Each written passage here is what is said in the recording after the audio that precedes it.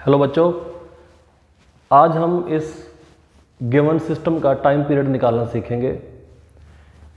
इस प्रॉब्लम में एक सॉलिड स्फीयर है जिसका मास है m और रेडियस है r, जिसको एक स्प्रिंग से अटैच कर दिया गया है। और जैसे ही हम इस स्फीयर को मीन पोजीशन के अबाउट डिस्प्लेस करेंगे और रिलीज करेंगे तो अपनी मीन पोजीशन के अबाउट ये सिंपल हार्मोनिक मोशन करने लगेगा, SHM करने लगेगा। इस वाइब्रेशन का या इस ऑसिलेशन का हमें टाइम पीरियड फाइंड आउट करना है। इस प्रॉब्लम को सॉल्व करने के दो मेथड हैं, एक है एनर्जी मेथड, दूसरा है फोर्स मेथड।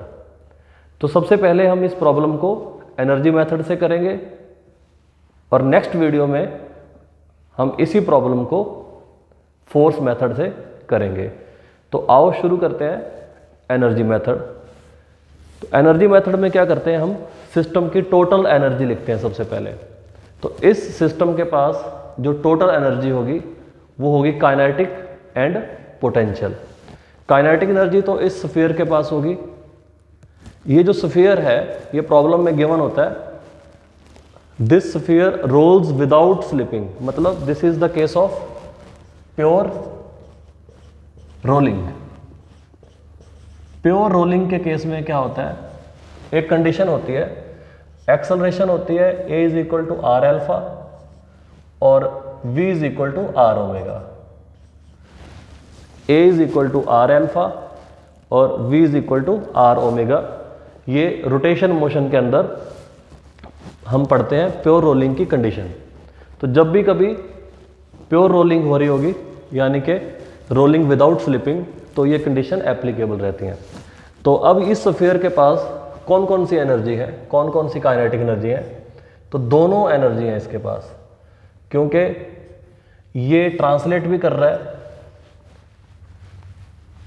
मतलब हॉरिजॉन्टल डायरेक्शन में भी मूव कर रहा है और साथ के साथ ये सेंटर पॉइंट के अबाउट घूम भी रहा है। तो इसके पास एंगुलर स्पीड भी है और लीनियर स्पीड भी है, और इनको रिलेट करने के लिए क्या होता है, v is equal to r omega. अब हमें क्या करना है, इस सिस्टम की टोटल एनर्जी लिखनी है। तो टोटल एनर्जी क्या आ जाएगी, हाफ m v स्क्वायर, क्योंकि ये जो स्फीयर है ये कंबाइंड मोशन कर रहा है, मतलब ट्रांसलेशनल प्लस रोटेशनल। तो दोनों काइनेटिक एनर्जी होंगी। हाफ m लिख लेते हैं कैपिटल M, क्योंकि इसका मास गिवन है capital M, half m v square, और रोटेशन की ये हो गई translational half m v square, और ये हो गई rotational half i omega square plus, और ये जो स्प्रिंग है इसके पास पोटेंशियल एनर्जी होगी elastic potential energy half k, मान लेते हैं किसी भी टाइम पे किसी भी इंस्टेंट पे इसके पास जो एक्सटेंशन है या कंप्रेशन है वो x है। दोनों केस में क्या होती है, हाफ k x स्क्वायर। अब हम क्या करेंगे, अब हमें क्या करना है, इसका डेरिवेटिव करना है, क्योंकि सिस्टम की जो टोटल मैकेनिकल एनर्जी है वो कंजर्व होती है, क्योंकि इसके अराउंड कोई भी एयर रेजिस्टेंस वगैरह नहीं है, इसीलिए इसकी टोटल एनर्जी कंजर्व रहेगी और इसका डेरिवेटिव 0 होगा। तो अब हम इसका डेरिवेटिव कर देते हैं with respect to t, taking derivative with respect to t। तो सबसे पहले m/2 तो कांस्टेंट है, बाहर निकालो, v स्क्वायर का 2v और v का dv/dt। सिमिलरली i/2 कांस्टेंट है, बाहर निकालो, ओमेगा स्क्वायर का 2 ओमेगा और ओमेगा का d ओमेगा/dt। ऐसे k/2 कांस्टेंट है, बाहर निकालो, x स्क्वायर का 2x और x का dx/dt। लगभग अपना काम हो चुका है। देखो 2 से 2 कट गया, यहां पे भी 2 से 2 कट गया और यहां पे भी 2 से 2 कट गया। कांस्टेंट का डेरिवेटिव होता है 0 और ये आ गया m v और ये बन गया a, और यहां पे i ओमेगा और ये बन गया अल्फा। d ओमेगा/dt क्या होता है, एंगुलर एक्सेलरेशन अल्फा, और ये आ गया k x dx/dt को क्या बोलते हैं, v। तो सिंपल डेफिनेशन अप्लाई कर दी हमने। dv/dt को एक्सेलरेशन बोलते हैं, dω/dt को एंगुलर एक्सेलरेशन बोलते हैं, और dx/dt को v लिखते हैं। Rate of change of position is called velocity. तो ये आ गई स्पीड, यहाँ पे v लिख दी हमने। अब यहाँ पे क्या करते हैं, ये जो ओमेगा है इसको यहाँ से सब्स्टिट्यूट कर देते हैं v/r। तो इसको लिखेंगे v/r, और अल्फा को भी सब्स्टिट्यूट कर देते हैं a/r। ये हो गया a/r kxv। अब देखो यहाँ पे भी v अपीयर हो रहा है, यहाँ पे भी दिखाई पड़ रहा है v, और यहाँ पे भी v दिखाई पड़ रहा है। तो v को कॉमन लेके हटा देंगे। तो पहले हम इसको मिटाते हैं, फिर आगे बढ़ते हैं।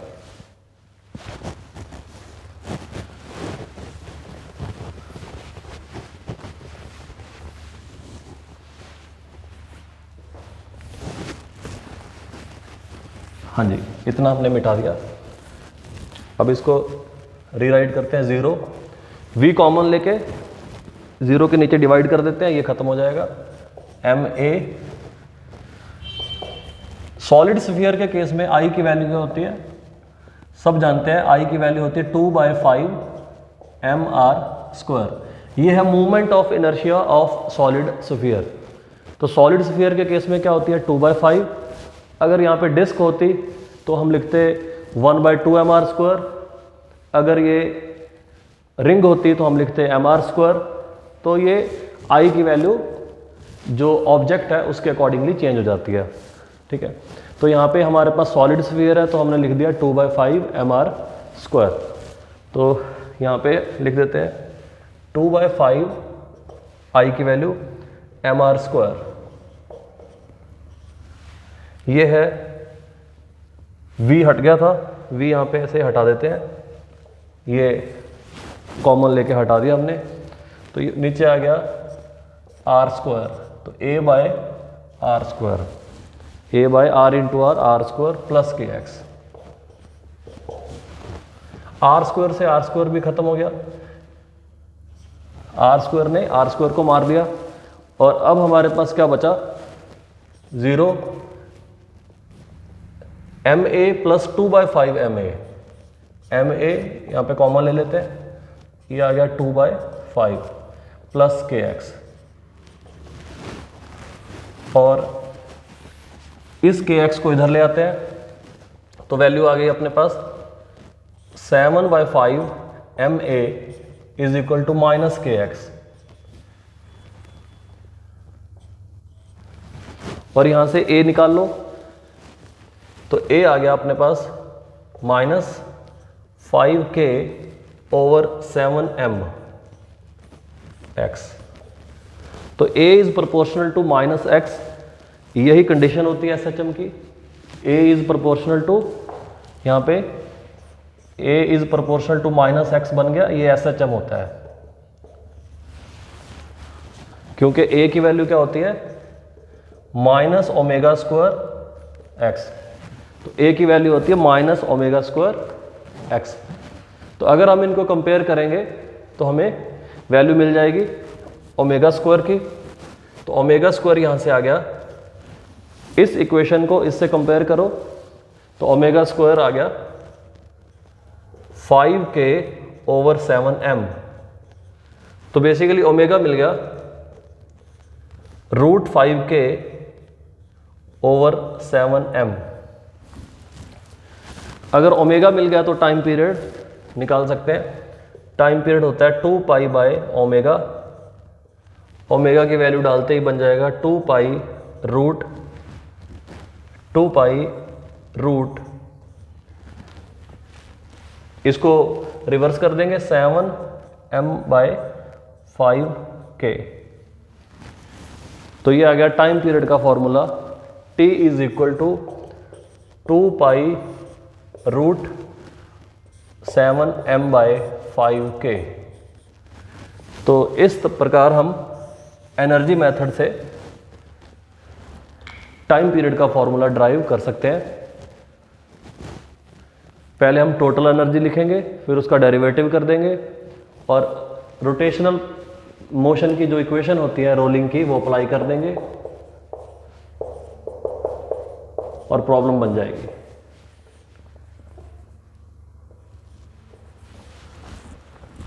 A is equal to r alpha, V is equal to r omega, ये रोलिंग की कंडीशन अप्लाई कर देंगे। जिस जगह हमें एल्फा दिखेगा वहां पे हम उसको A बाय आर लिख देंगे, जिस जगह हमें ओमेगा नजर आएगा उसको हम V बाय आर लिख देंगे और ये डेरिवेटिव कर देंगे। टाइम पीरियड का फॉर्मूला ड्राइव हो जाएगा। अब इसी प्रॉब्लम को हम फोर्स मेथड से भी कर सकते हैं। उसके लिए आप देखिए नेक्स्ट वीडियो आने वाली है, सेम प्रॉब्लम लेकिन मेथड क्या पढ़ेंगे, फोर्स मेथड। तब तक के लिए बाय बाय, मिलेंगे नेक्स्ट वीडियो में। Thank you very much.